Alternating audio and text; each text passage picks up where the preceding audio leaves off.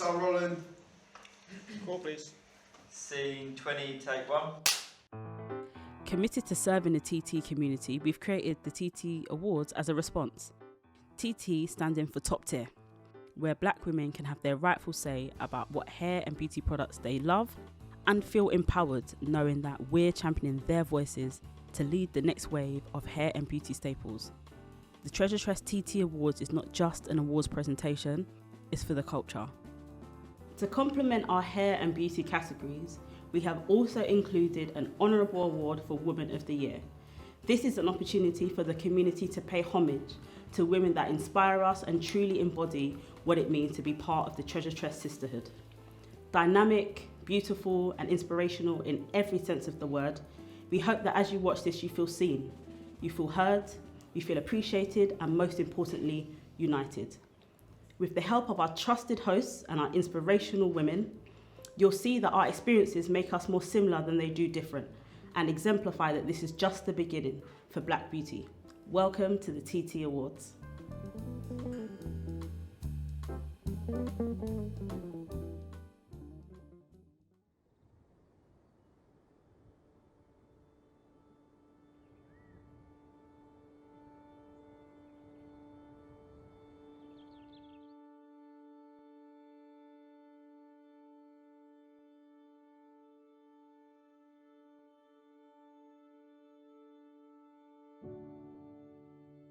My name is Ivy McCarthy and I am a proud Ghanaian woman.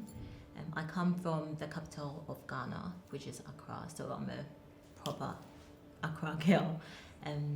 I've got 2 children, back home I come from a family of 6, so building up that heritage again of where I come from. I've got a very loving family. My culture is very rich in terms of the mixture from both my parents and what I am as well today and what I'm passing on to my children. Being a young mum in the UK is very hard. I don't have my family around me, so that alone adds pressure to knowing what you're doing all the time as a parent. And when it comes to parenting, if you're doing the right thing, if you're taking the right steps, if you're making the right decisions, and so that makes it hard. But it also teaches you a lot of lessons in terms of how to depend on yourself and how to be able to manage things, not just for yourself, but for your child as well. And so it's been, I wouldn't say hectic, I would say it's been very interesting in terms of navigating being a mother in the UK. The need to know that you've got community around you is very important. And not just community with people that you know or people that you're related to. You have to remember that we live in a world where we have to socialize and associate with different people on a daily basis. And every single one of us are coming with our own experiences, with our own journeys, with our own stories. And so you have to look at what is going on around you on a wider scope, and that importance needs to be put in place where you're also recognizing not just your needs, but then the needs of others and what you can also do for them. And so for me, it's not just about seeing it from my point of view and working it out from my point of view where it benefits just me, but it has to benefit the wider group around me. My encounter with Sister Space began with my journey as a survivor myself. And I have stayed with Sister Space for 6 years now, and I am currently a qualified independent domestic violence advisor for Sister Space.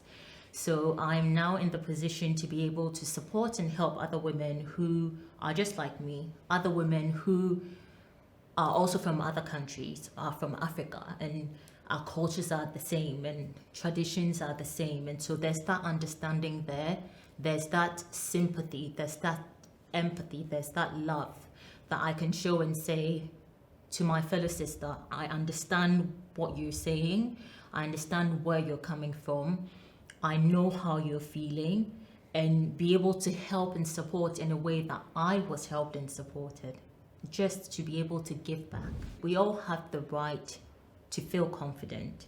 We all have the right to be able to move freely without being afraid, without second guessing ourselves, without doubting who we are. And we also have the right to be able to be on the path where we know who we are and we are able to find that. And Sister Space fights very hard for that equality.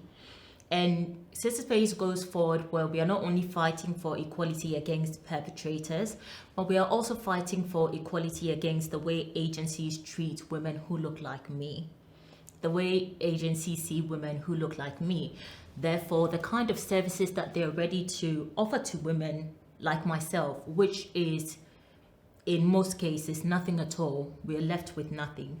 And so Sister Space goes really hard to fight for that, because again, we know that this shade and other shades that looks exactly like this always causes a problem for agencies when they have to help. There's always that extra question, where you wouldn't find that with other races. And so Sister Space makes sure that we are fighting and we're making sure that we are creating a level ground for everybody to be able to get support. I never thought I could do things on my own. And if you had asked me at that time, or if you said to me that I would be sat here today, I would never believe it. Sister Space gave me the confidence and also gave me that belief of I am more than who I'm actually seeing myself to be. I would very happily stay in the background and not be seen, and that was my comfort. That was everything to me. Even though I am still not 100% comfortable being seen, I am not afraid of being seen.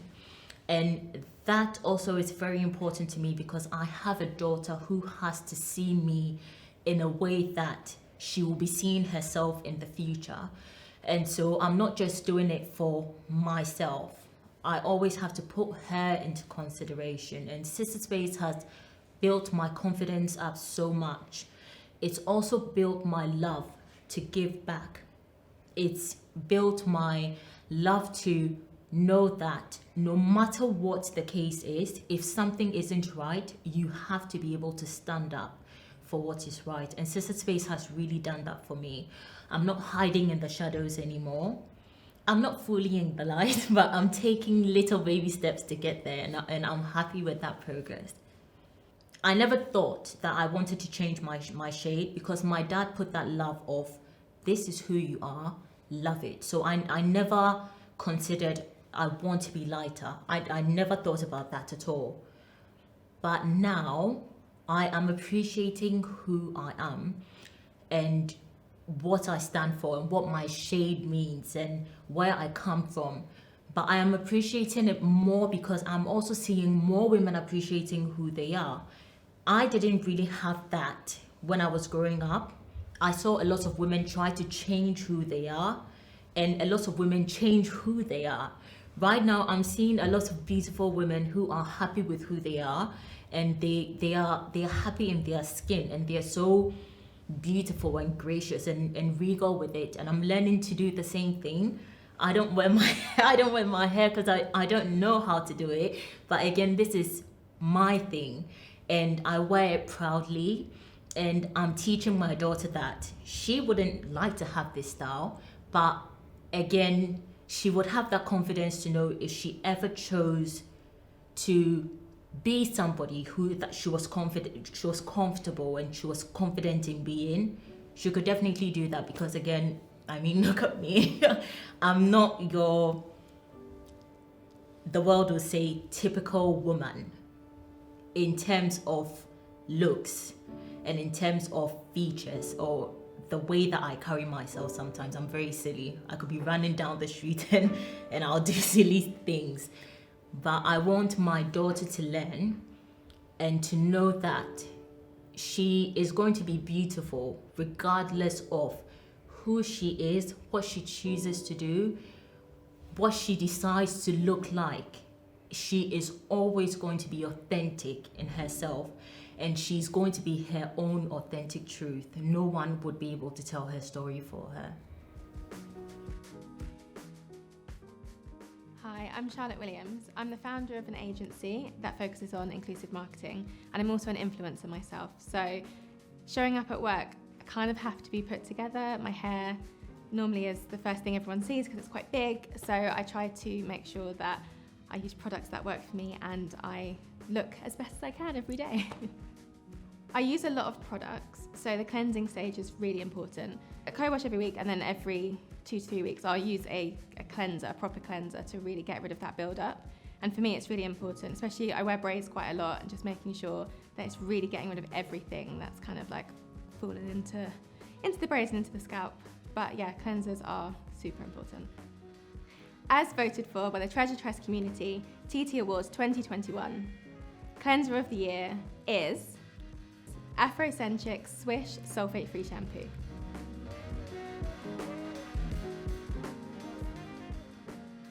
It's very important as an actress to stay in good physical condition for work, just because for our mental health, we need to make sure that we're in the right frame of mind. So anything that's going to help me relax and be the best physical shape that I can be, whether it be yoga, classes, anything that I can do, just even going for a walk.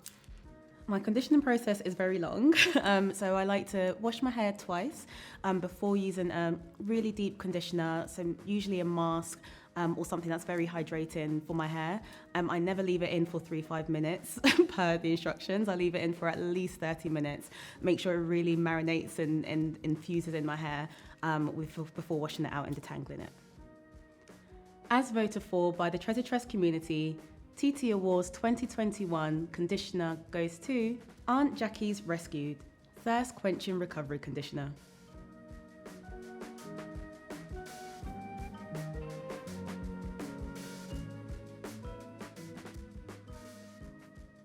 For me, what certifies a textured hair brand is authenticity. Like, be about it, be real. None of this waiting until Black History Month or using certain buzzwords to finally address us as textured hair people. I want to see models, I want to see content creators, I want to see different textures, different complexions, like actual authentic diversity. Even in terms of the actual brands, in terms of like their staff and whatnot, I want to see different looking people. I want to see people that have my texture so they actually understand what they're trying to sell to me. As voted for by the TreasureTress community, the TT Awards 2021 Textured Hair Brand of the Year is Camille Rose. Alongside winning Textured Hair Brand of the Year, the TT Awards 2021 Deep Conditioner of the Year goes to Camille Rose Algae Renew Deep Conditioning Mask. Oh, leave-in conditioner hacks. That must be my bag. So what I would suggest to anybody during the leave-in conditioner process is once you've rinsed out your deep conditioner, you section your hair into how many sections is suitable for you. I do 4. So in the first section, I would literally just drench it with water first. Let the water soak in. And guys, please do not use cold water, because why are we closing up the cuticles? Like, open up your hair cuticles with that warm water. So drench it with the warm water. Once I've done that, I then apply my leave-in conditioner. Now, depending on what I'm doing after, if I'm doing like a blowout or I'm doing just like any sort of twist outs or just putting my hair in any style I want, I would go with either a milky kind of like spray leave-in, or I would go with like a thick leave-in. So yeah, just do that. Twist it up into a little bantu knot. Get your clips on. Do it to each section.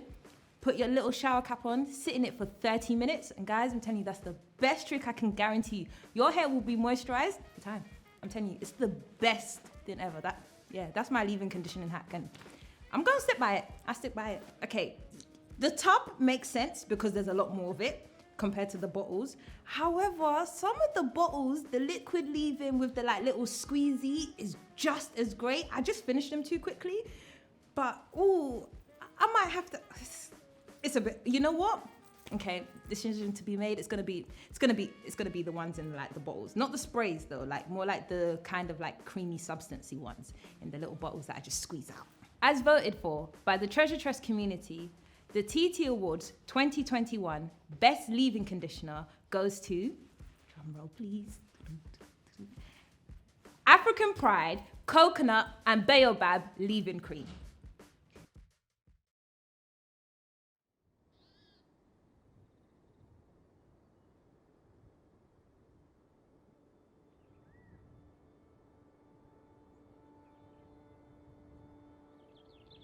Scene 16, take 3. So I was born in Lisbon. My parents are both from Mozambique in Africa. They are immigrants of the war. They moved to Portugal when the war broke out in Mozambique. I grew up in a community of African people where our main focus was on supporting each other. It was about community, about love. My neighbor was my brother, we were all related. Even to now, I still call them my cousins. And we always helped each other. So I grew up in an environment full of love because we came from very little. We had little. We had lost everything and we moved to a new country during the war. And it was all about love and supporting and helping each other. I feel like I grew up in a time when you were raised by your neighbor. If your parents had to go to work, your neighbor would look after you. And it just felt like a lot of love all the time. Confusing times for me because being mixed race, I never felt like I was black enough or white enough. It's taken me a really long time to figure out who I am and where I fit in. But I'm really proud of my heritage. I think I grew up at a time when you never wanted to say you were an African. I don't know if it was shame or embarrassment. And I am really proud to say that I am born to 2 strong African parents. It has instilled a lot of value in me. I love the culture. I know what the culture means. And it sets some really solid foundations to the woman that I am right now. And I hope that that is what I'm passing on to my daughter, because she is a daughter of, again, 2 proud African parents. She's also a young mixed race girl, and it's really important for me to make sure that she knows from an early age who she is and to be proud and to not want to change anything about her.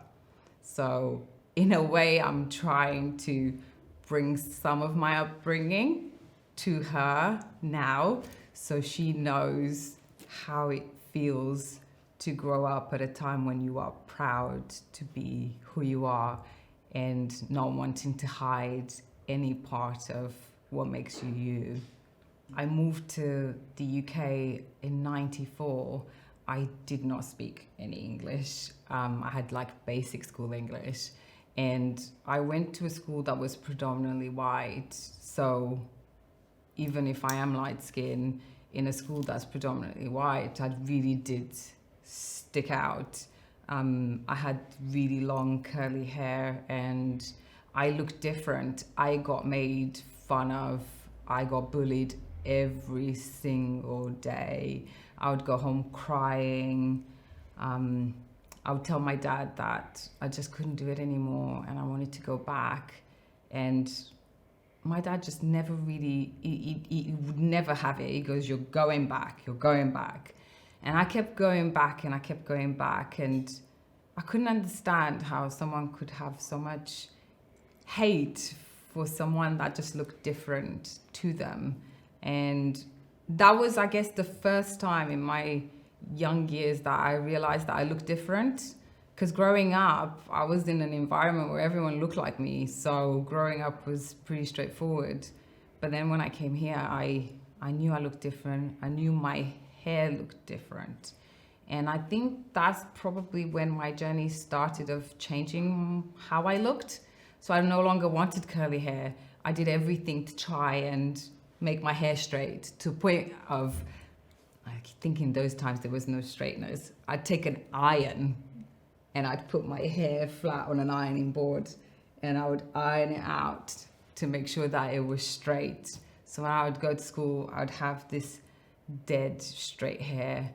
And only now looking back, I realize, wow, like how could people make you hate yourself so much? Like, why would I want to change who I am? So this is why it's so important for me to make sure that my daughter always shows up 100% as she is, and that she never changes anything, even if the world around her is putting pressure on her to change. I really wanted to remain strong, to know who she is, to be empowered by who she is. Because I didn't feel that strong then. I had to learn a lot. The 90s in the UK weren't easy years. It was a big challenge in figuring out who I was, I would say. So in 2018, I was diagnosed with triple negative breast cancer. It is a cancer that tends to happen to women that are Black, mixed race. And I never really knew anything about it. And when I finished my treatment, my hair grew back, and for the first time, I realized, wow, how did I spend all these years not loving who I am? I lost everything, no hair, no eyebrows, no eyelashes. I had to learn how to really love the person I am. Forget how I look, because when you have cancer, that goes very quickly. And in that moment, I promised myself to never change who I am and to really love every part of me. And that's really when that journey started. And I'm like, wow, that's a long time. And this is why it's so important that I make sure my daughter doesn't have to wait until she's into her 30s to really realize who she is. I want her to know who she is now, and to keep driving through life knowing exactly who she is and what she can achieve.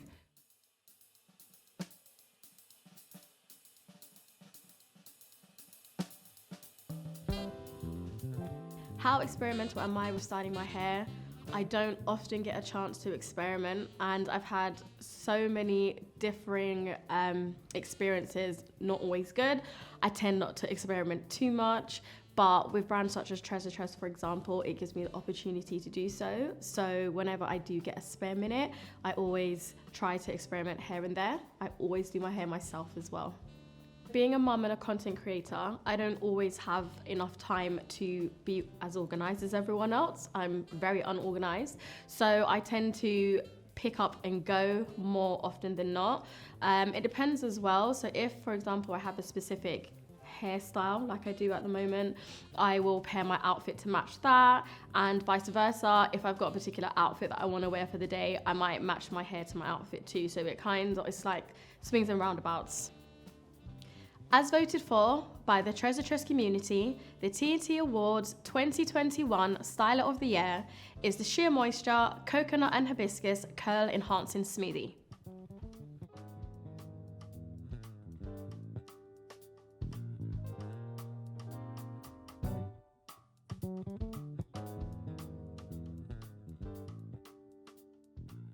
Because my hair is always in protective styles, I feel like the hair product that always finishes off my look has to be edge control. Because even when your braids are tied or your locks are tied, you just literally just put a little bit here and there, and you're good to go. Can't you see my edges now? They look kind of laid, don't you think? As voted for by the TreasureTress community, the TT Awards 2021 Staple of the Year is Eco Styler Styling Gel.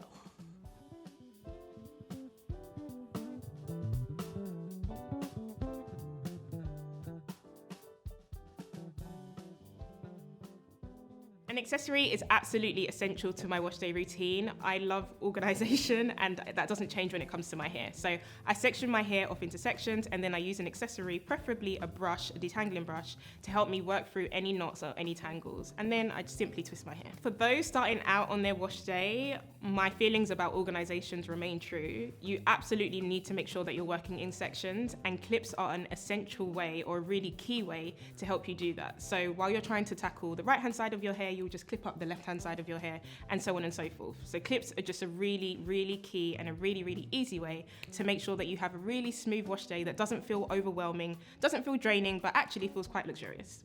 As voted for by the TreasureTress community, the TT Awards 2021 winner of Accessory of the Year is Tangle Teaser's Naturally Curly Detangling Brush.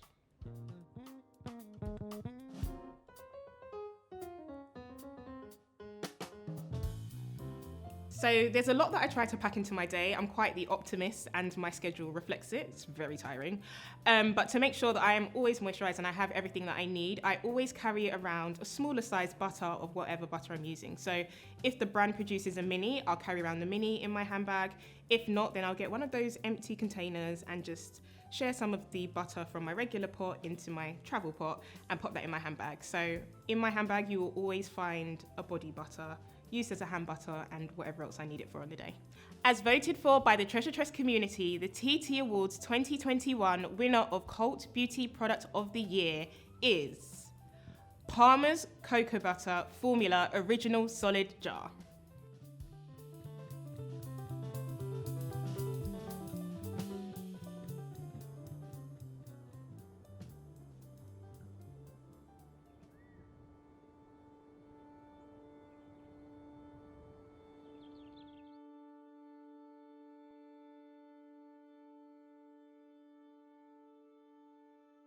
C19, take one. Camera A. Rolling. Yeah, well, I grew up in Birmingham, born in the 80s, so came up in Birmingham through the 80s and 90s. I'm mixed race. My mum's black Caribbean, my dad's white English.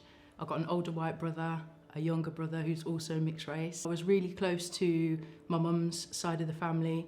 So I had my granddad, who's from Dominica, who lived quite close, and my mum's two younger brothers. So I used to spend a lot of time with them, and my granddad would just like teach us a lot about the culture, teach us a lot about Dominica, all the food, the fruit. So I always had a good sense of who I was with regards to like the black side of my family. And obviously, you know, growing up in England, I was sort of immersed in white British culture. So it was just a nice little mix of culture, really. Yeah. Well, my hair was always big and bushy, and even though my mum is black, people always assume, oh, your mum's black, she knows what to do with your hair. It's not true. When my mum was about 8, her mum died, so she never really had anybody teaching her how to do hair. She was growing up in Birmingham, in Sparkbrook in Birmingham, with my granddad as her main caregiver, but he was busy trying to keep the family together. My gran died in childbirth, so it was like he was left with a newborn baby and 2 other kids. So he was just trying to do his best, and hair wasn't the main thing that he was really worried about. And the women that were supporting the family were all white women, so they didn't really know how to teach my mum about hair. So then when it came down to my hair, it was just brushed out, so it was just like a big bushy triangle, and my mum was just a bit rough with the brush, and wash day was never a pleasant experience. I hated it. All of my friends had straight, sleek hair, and I just wanted hair like that. Well, I've got a spinal cord injury, so these are like my support to help me get around. Yeah, so I am a wheelchair user as well. I think there's quite a bit of ignorance really when it comes down to disability, and if you're out in your wheelchair, and then if like for example, I get quite anxious when I'm in my chair, and then maybe I have to get out of my chair to get into the car. People are like, oh, you're fake, you know what I mean? Like, you're pretending to be disabled, and you just don't feel comfortable, and that's because of other people's ignorance around disability. You think if you're in a wheelchair, and I thought the same, to be honest, until I had my spinal cord injury. You just see people in a wheelchair and you assume that, everybody is a permanent wheelchair user. So it varies in how it presents. But yeah, it's quite a complicated story. I ended up having my spinal cord injury just at the beginning of the pandemic on the day of my daughter's first birthday party. I'd had a bad back for a couple of weeks, and then went to get some treatment on my back just to try and help. And when I went to get out of the cab on the way home, I realised I had no feeling in my legs, so I got rushed to hospital, had to have emergency surgery there and then on that day to basically stop me from becoming permanently paralysed. It was a difficult situation to be in the hospital, and the doctor's like, you're going to be paralysed if you don't have surgery, but if you do have the surgery, well, you might still be paralysed or you might die. So I was just a bit like, you know what I mean? It was quite intense. But there's adrenaline that sort of carries you through moments like that. It's when you wake up on the other side and then the days go by and you start to realise that you're not just going back to how you were. And I think one of the difficult things is a lot of people don't realise how much stuff your spinal cord is responsible for.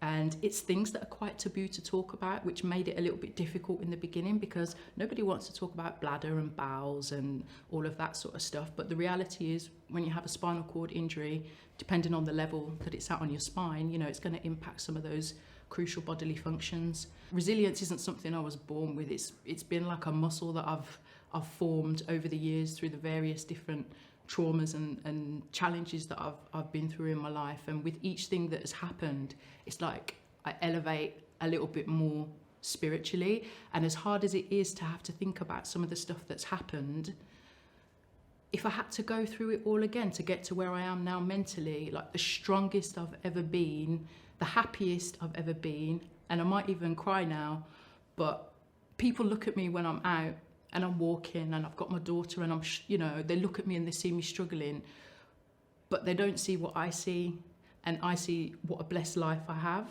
I see all of the stuff that I've survived and the things that I've come through and the lessons that I've learned, and I've still got like a warm and compassionate heart despite all of those things. And I'm surrounded by love. I've got an amazing daughter, an amazing husband, so I don't want people to feel sorry for me.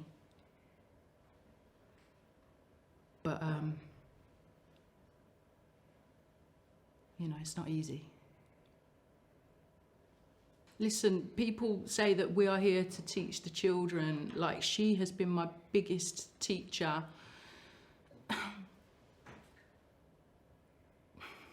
But having that little human who's there, she's looking at me, she's expecting me to be the same person that I was before I went into hospital. So I had to show up for her, do you know what I mean? She still needed to be fed, she still needed to be changed and loved. And I had to show up for her because I waited for like 5 years to have my daughter, you know what I mean? We went through 2 rounds of IVF that didn't work, and we had all of this struggle to try and conceive, and then my little blessing comes. And then on her first birthday, this happens. It felt like a little bit of a cruel twist in the tail that I wasn't expecting. But to have to get up and see to her every day and live up to her expectations is what's really kept me pushing and kept me going. And she's just taught me about putting my best foot forward every day, wanting to do better every day, wanting to push myself that little bit further every day so she can have the experience that she deserves on this earth, because I didn't bring her here for me to then crumble and sit in my flat and just allow her experience to be subject to what my experience is. So that's what gets me up, that's what keeps me pushing, do you know what I mean? That's what's got me exceeding expectations in terms of how I'm walking now. But it's really important for me to say as well that just because I have made that progress and I am walking, it doesn't mean that everybody with a spinal cord injury just with determination is going to be able to get up and walk, because there's a lot of unhelpful ideas around that sort of thing for disabled people too. So yeah, she showed me what it means to really, regardless of how you feel every day, you just got to get up and show up and do the best that you can. So it sounds a little bit basic, but there's so much that goes on within the body that you don't see. I think if we lived in a more compassionate world, it would be a lot more comfortable for other disabled people like me to be able to to exist, because the biggest struggles that I have with my disability, it's not my disability, it's the attitudes of people and the fact that society is ableist and it's set up for able-bodied people, you know. So yeah, when you have a disability, you see things through a different lens.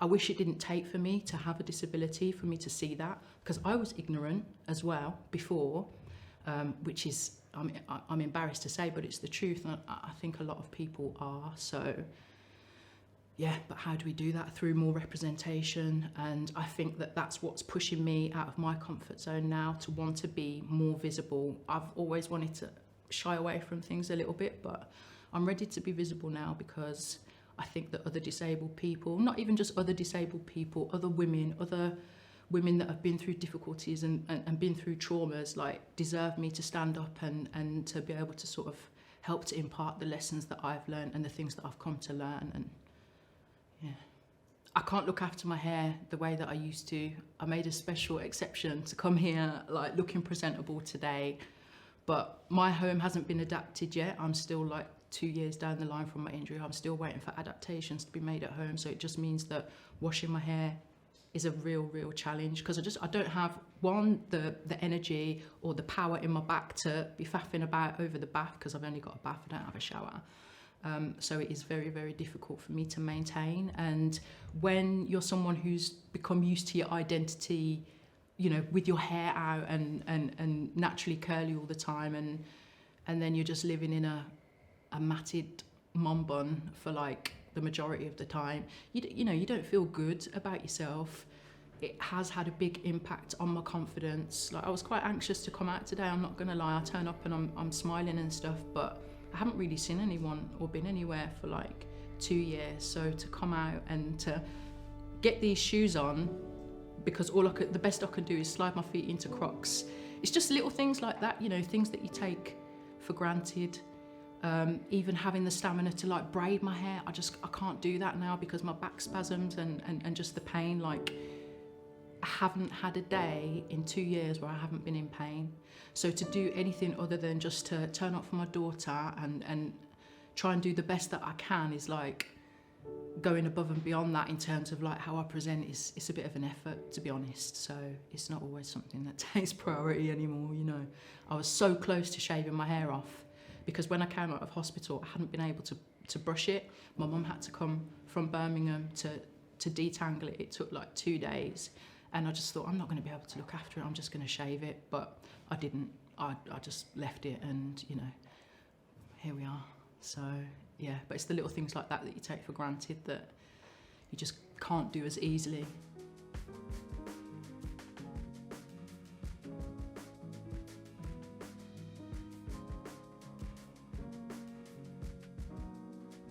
As a vegan beauty brand owner and influencer, for me, transparency has to be one of the major keys. It allows both your audience and consumer to understand what's happening within the business, and it keeps me accountable. A strong vegan brand message for me has to definitely be creating an ecosystem where everybody benefits. So it's not just about using non-animal derived ingredients, but it's also about the consumer, it's also about your suppliers, it's also about the supply chain, it's also about the impact that you're having and creating in the world that we live in as well. As voted by the TreasureTress community, the TT Award 2021 Vegan Brand of the Year goes to Afrocentrics.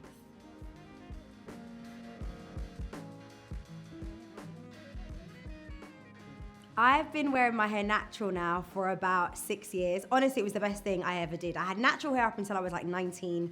I went to university and I was like, I want my hair straight. I would go to the club and come out with an afro after straightening my hair. And I was like, I want to keep my hair straight. I chemically straightened my hair. I had that for about 5 or 6 years. And then I was like, I've had enough. I want my curls back. I miss my curls. Like, it was one of the best things I did because it's me. It's like my natural hair, my natural curl pattern. And I found out so much about my hair, like what works with my hair, whether my hair's dry, it needs extra moisture, like what products work, what don't work. And it's probably the best hairstyle that I've ever had, and it suits me. So everybody says. As voted for by the TreasureTress community, the TT Award 2021 for Best Newcomer Brand goes to in view.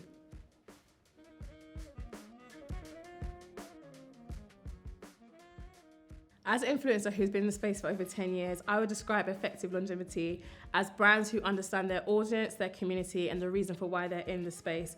I've seen a lot of brands come and go, and the ones that have stuck have really understood who the community are, the reason why the movement was started in the first place, and where the future of this space is going to. My hair is important to my heritage because it represents everything that I am and the grandmothers and mothers that came before me. My hair reflects where I'm from, it reflects where I am now, and hopefully where people like me will look in the future. As voted for by the TreasureTress community, the TT Awards 2021 Best Legacy Brand of the Year is Show Moisture.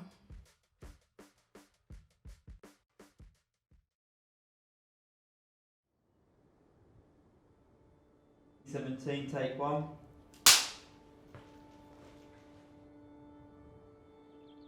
I'm a mum of 4.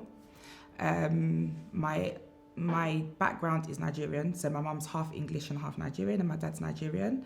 Born and raised in Chingford, so kind of like an Essex kind of girl. You don't really venture past Walthamstow kind of Chingford kind of girl. Grew up in a house being the eldest of 5 children for my mum. But also growing up with a stepdad who provided so much stability. And then after he left is when we really started to see the dark side to single parenting and what that would look like for someone like my mum of mixed race heritage, and family is completely white, and us being the one of the only blacks in our family. So before I even describe any of that, I think we are remiss intersectionality. We have people talk about black women all day, and black women, you know, are now becoming a lot more in the forefront. But what about someone like me who identifies as a black woman, but also chooses to wear her faith in a particular way? We don't tend to be treated the same. We don't tend to have the same opportunities. So representation for me matters 100%. Why does it matter? Because the same struggles that every other woman has is what I have. The same fertility issues that every other woman has, I have. So I'm not different to any other woman, but what makes me different is how I choose to show my faith. You know, it's something I tell people all the time is that, you know, I don't choose to be anyone's friend based on faith. I choose to be their friend based on who they are, and that's exactly the same thing that I would want in return from somebody else. Representation in Islam is huge. You know, despite what we see on the TV, despite what you may hear from other people. But, you know, Islam is a religion of inclusion, and I can't exclude anyone. Even if I know that this is something that I want to do for the sake of, you know, black women and black communities, I can't go against what my religion teaches me in terms of inclusion, no matter how hard and how difficult that it can be being in that. So being a black woman who is showing up unapologetically, authentically, you know, being a black woman who also has black children, being a black woman who's in the business world, it comes with its challenges, but I have to keep going, because if I don't, the legacy that I'm trying to leave, not only for myself and my children, but for the community who I'm leading, it's never going to happen, because there isn't anyone that's able to show up the way that I can. So first of all, we ain't bold. We do have hair underneath this hijab, but it was different. Because I've gone from being able to wear weaves and, you know, have all these beautiful hairstyles that every single woman's able to have and show. And I've gone from being able not to show that anymore. So that was really difficult. And as you said, you know, even forget Western society, even African culture, your hair is your beauty. And the more hair you have, the more beautiful you have. But here I am covering all of that up. It's difficult because, again, you know, when we talk about hair and when we talk about beauty, our voices are never ever included, but yet we do have it. And the way that we treat it is just the way that everybody else treats it. I choose to cover it because it's the way that I choose to wear my crown and how I choose to cover how I choose to cover my crown. But it doesn't mean that my beauty is any less than any other woman's beauty just because it is covered. So that was difficult. You know, if I go to a hair event, people look at me like, are you in the right place? Yes, I am, because I too am learning. I too am on this journey of looking after natural hair. 2 daughters who have natural hair. I deserve to be in those conversations. I deserve to be looked as if she's just another woman in the room. So it does, you know, in terms of beauty world, it does define, there's defining moments for a Muslim woman. And the moment we feel like we have kickback or the moment we feel like we don't belong, you just won't see us there.